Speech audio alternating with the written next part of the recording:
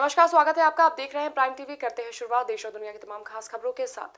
अलीगढ़ में कांग्रेसी कार्यकर्ता किसानों को उनका हक दिलाने के लिए प्रदर्शन कर रहे हैं। प्रदर्शन करने वाले कांग्रेसियों ने कहा कि बीजेपी की सरकार किसान विरोधी सरकार है। कांग्रेस के पूर्व विधायक ने पीएम पर तंज कसते हुए कहा कि उनके खाने के दांत कुछ और दिखाने के दांत कुछ और है। इस सरकार ने जनता के अधिकारों का हनन किया है। उत्तर प्रदेश कांग्रेस द्वारा आज विवेक बंसल के नेतृत्व में एक ज्ञापन दिया गया है, जिसमें उन्होंने उत्तर प्रदेश ये जो उपज अधिनियम जो केंद्र सरकार ने पास किया है उसके विरोध में इन्होंने ज्ञापन दिया है। हमने ज्ञापन प्राप्त कर लिया और नियमतः कार्रवाई करेंगे। संत कबीर नगर के धनघटा थाना क्षेत्र में उत्तर प्रदेशीय माध्यमिक शिक्षक संघ तहसील इकाई के पदाधिकारियों का चुनाव हुआ। ये चुनाव संगठन के निर्वाचन अधिकारी महेश राम और जिला उपाध्यक्ष हरिकेश बहादुर यादव की देखरेख में संपन्न हुआ। इस दौरान सर्वसम्मति से गिरिजेश कुमार को तहसील अध्यक्ष और दयाशंकर को मंत्री पद का दायित्व दिया गया। इसके अलावा प्रदीप कुमार और रणविजय सिंह को उपाध्यक्ष बनाया गया है। आज इस संगोष्ठी के माध्यम से हम नई शिक्षा नीति 2020 और कोविड-19 के बीच में जो शिक्षण की पद्धति है, ऑनलाइन शिक्षा प्रणाली, उस पर परिचर्चा किए हैं और शिक्षकों की जो समस्याएं हैं उन पर चर्चा किए हैं। प्रदेश के 85% वित्तविहीन विद्यालयों के शिक्षक अप्रैल माह से मानदेय नहीं पाए हैं। हम उत्तर प्रदेश सरकार से मांग करते हैं कि वित्तविहीन विद्यालयों में कार्यरत शिक्षकों को कम से कम 15,000 रुपये मानदेय और उनकी सेवा सुरक्षा की गारंटी दें। पुरानी पेंशन की मांग और अद्यतन कार्यरत तदर्थ शिक्षकों को विनियमित करने का मुद्दा इस संगोष्ठी में उठा है। हम एक भी तदर्थ अध्यापक को घर नहीं जाने देंगे और उनके हक और हकूक़ की लड़ाई हम प्राणांत तक लड़ेंगे। जनता की सुरक्षा करने वाली पुलिस को आज खुद मदद की जरूरत पड़ गई है। ताजा मामला फरुखाबाद के कमालगंज थाना क्षेत्र में सीएससी के सामने का है, जहां सिपाही पुलिस की गाड़ी को धक्का देते नजर आए। दरअसल पुलिसकर्मी यहां जांच करने आए थे, तभी उनकी गाड़ी बंद पड़ गई। वहीं सिपाहियों द्वारा पुलिस की गाड़ी को धक्का लगाते हुए वीडियो सोशल मीडिया पर जमकर वायरल हो रहा है। अयोध्या के बीकापुर तहसील क्षेत्र में एक बुजुर्ग को अभिलेखों में मृत घोषित कर उनकी पेंशन को रोक दिया गया। जब इसकी जानकारी बुजुर्ग को हुई तो वो खुद को जिंदा साबित करने के लिए दर दर भटक रहे हैं। यही नहीं, बुजुर्ग ने समाधान दिवस में भी प्रार्थना पत्र देकर उचित कार्रवाई करने की मांग की है। इतना ही नहीं, बुजुर्ग ने खुद को मृत घोषित करने वालों के खिलाफ थाने में तहरीर दी है। अब देखना यह है कि जिला प्रशासन पीड़ित बुजुर्ग की फरियाद पर कब और क्या कार्रवाई करेगा। जिसका कि मृतक दिखा करके मेरी पेंशन भी हर्फ कर ली गई और थाने जाते हैं रिपोर्ट नहीं लिखा जाता।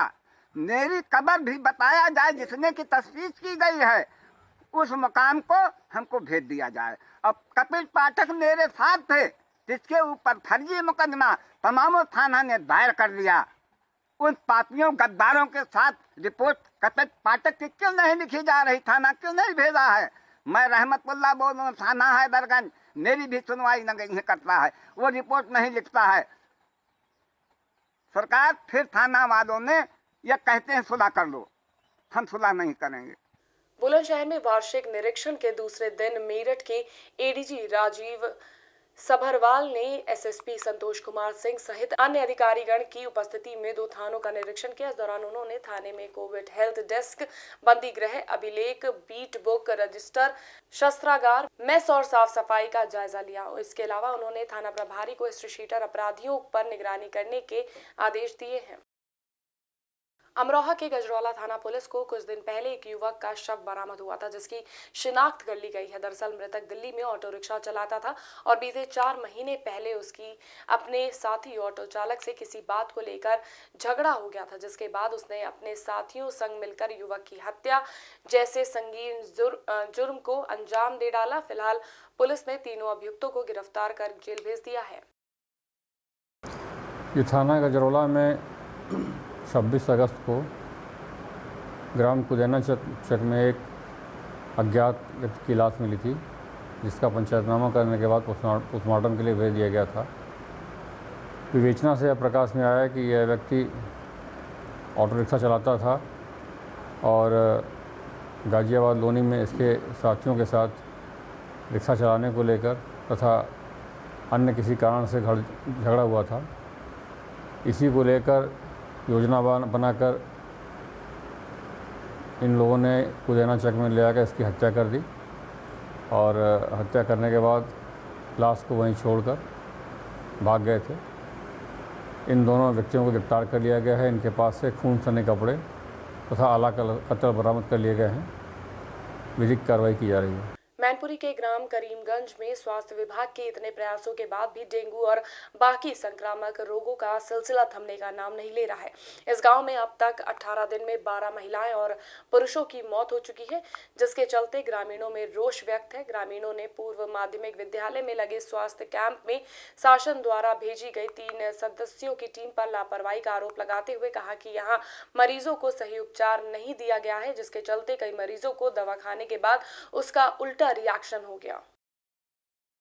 अयोध्या के रौनाही थाना क्षेत्र में सोहावल चौराहे के पास एक ट्रक ने टेम्पो को टक्कर मार दी, जिसमें टेम्पो सवार 4 लोगों की मौत हो गई जबकि 9 लोग जख्मी हो गए। घटना के बाद पुलिस मौके पर पहुंची और उन्होंने स्थानीय लोगों के साथ मिलकर सभी घायलों को जिला अस्पताल पहुंचाया, जहां उनका इलाज चल रहा है।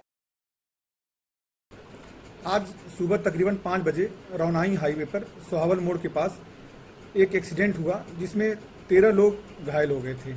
इन सभी को पुलिस ने जिला अस्पताल में एडमिट कराया, जहां पे डॉक्टरों ने 4 लोगों को मृत घोषित कर दिया। बाकी 9 लोगों का इलाज चल रहा है।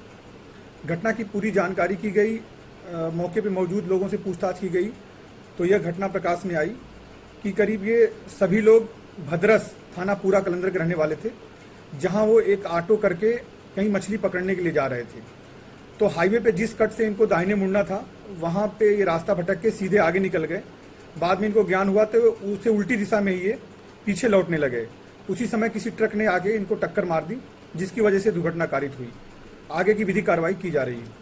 संत कबीर नगर के धनघटा थाना क्षेत्र के सोनडीहा गांव के रहने वाले 2 भाइयों में किसी बात को लेकर कुछ कहासुनी हो गई। देखते ही देखते दोनों भाइयों में विवाद इतना बढ़ गया कि छोटे भाई ने बड़े भाई के सर पर लकड़ी से प्रहार कर उसे मौत के घाट उतार दिया। वहीं इस घटना की जानकारी जैसे ही परिजनों को लगी तो उन्होंने मौके पर पहुंचकर हत्यारोपी छोटे भाई को गिरफ्तार कर लिया और बड़े भाई के शव को कब्जे में लेकर पोस्टमार्टम के लिए भेज दिया है। सहारनपुर के तीतरो थाना क्षेत्र में झाड़वन के पास तेज रफ्तार से आ रहे ट्रक ने डीसीएम में टक्कर मार दी, जिसमें 4 मजदूरों की मौके पर ही मौत हो गई जबकि 5 लोग गंभीर रूप से घायल हो गए। वहीं सूचना मिलते ही मौके पर पहुंची पुलिस ने घायलों को तुरंत जिला अस्पताल में भर्ती कराया, जहां उनका इलाज चल रहा है।